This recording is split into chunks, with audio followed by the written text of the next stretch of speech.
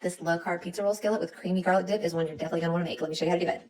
Start out by grabbing some fresh basil. You just want to roll it tightly and run your knife through it like that, and then back across to get it as finely diced as possible. Mince 3 cloves garlic. You're just going to add that to a bowl that has 3 ounces of cream cheese, a third cup of sour cream to it. Then you want to add some salt, pepper, and Parmesan. Mix that well and set it aside. Grab your cut the carb flatbreads and working with one sheet at a time. You just want to spoon on a thin layer of marinara, then some mozzarella cheese, whatever pizza toppings you like. I'm just using pepperoni. Roll that up tightly and cut into 8 even pinwheels. In a greased dish, you just want to place the pinwheels along the perimeter and then add your dip into the center. Sprinkle on a little mozzarella and bake this at 400 degrees for 20 minutes. Once it comes out of the oven, sprinkle on a little Parmesan, some more fresh basil, a little red pepper flake, and you're ready to enjoy.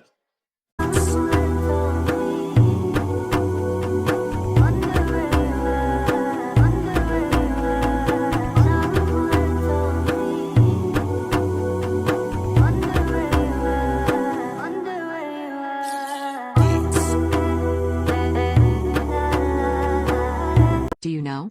You can create your own keto diet plan in just 60 seconds. Read